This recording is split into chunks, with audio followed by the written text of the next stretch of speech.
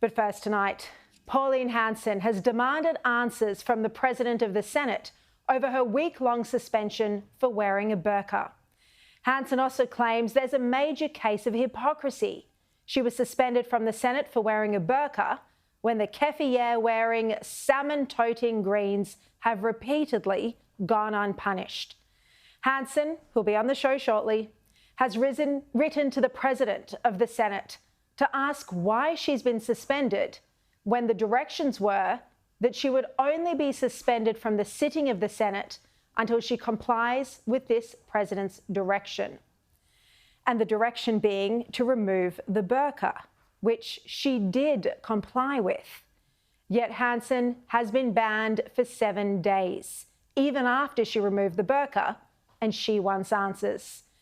Her letter to the President of the Senate states, "This is not a merely academic concern. The scope and duration of a suspension directly affect a senator's rights to participate in debate, to vote, and to represent their constituents."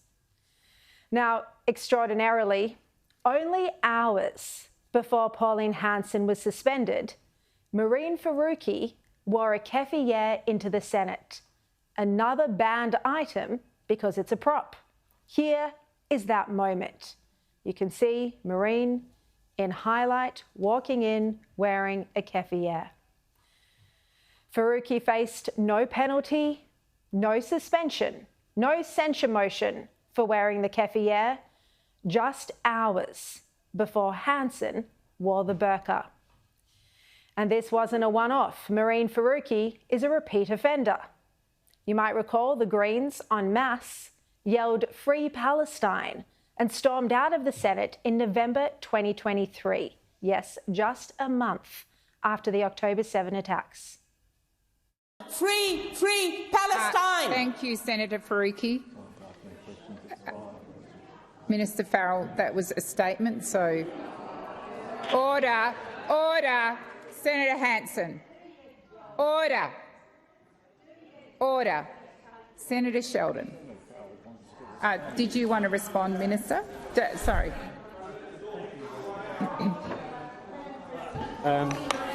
Order.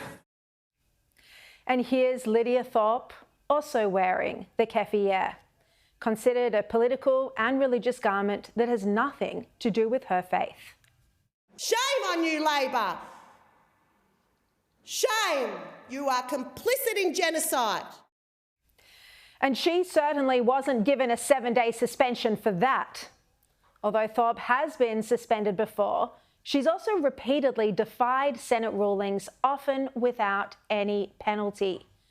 And the Greens regularly wear political messages, their watermelon earrings, which are a prop, messages on T-shirts, and famously even bringing a dead fish into the Senate, as Sarah Hanson-Young did here.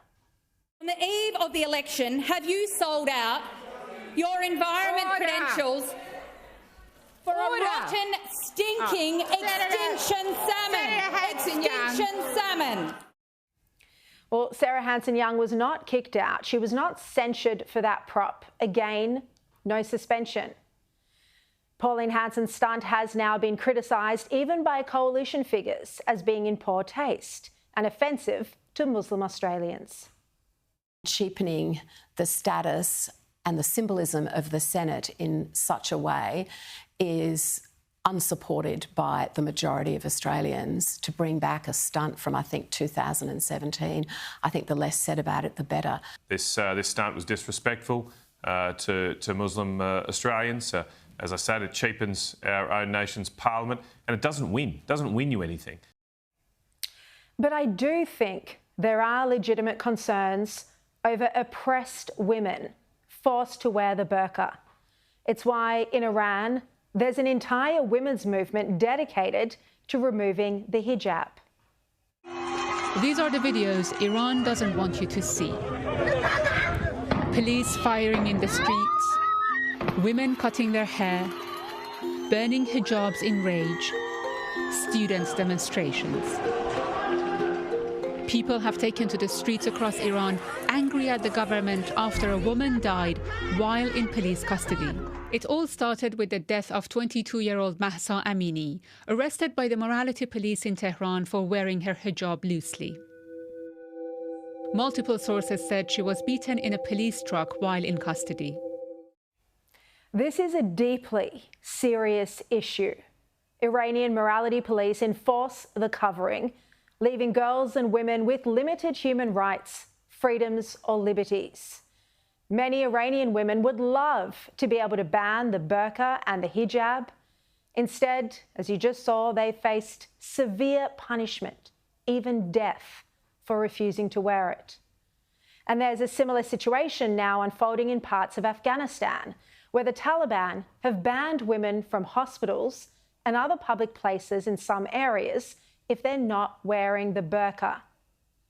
These are legitimate human rights concerns. And more than 16 countries around the world have banned or restricted the burqa or full face coverings, including France, Switzerland, Denmark, Austria, Bulgaria, and Portugal, among many others. So yes, Pauline Hanson could have dealt with these concerns in a more sensitive manner, absolutely.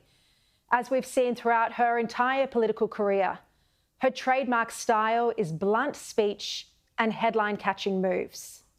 And One Nation is, frankly, soaring in the polls as a result, its primary vote at record high. Her stunt yesterday made every television news channel last night, almost impossible for any politician to achieve that. And she's dominated the headlines again today, especially after she dined with Barnaby Joyce, cooking him a Wagyu steak on her sandwich press. I'll ask Pauline about that in a moment. But her stunt has been widely condemned for causing offence to Muslim Australians. And while this is true, it's also true that she was disproportionately punished compared with similar stunts from left-wing senators.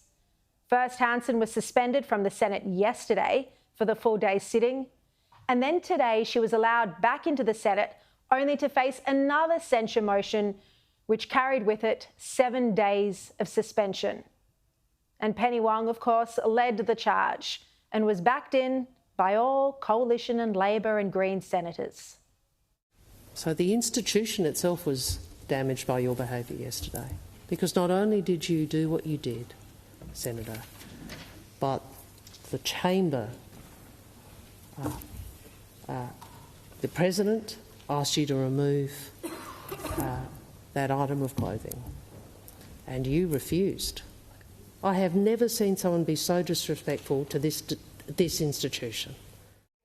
Never. We see it all the time from the Green senators, from Lydia Thorpe. Where are Penny Wong's speeches? Where is the 7-day suspension for them? Very quick to condemn Pauline Hanson. She's an easy target. But when it comes to real accountability, like, for example, an inquiry into the Mean Girls, well, the Albanese government is, as usual, missing in action.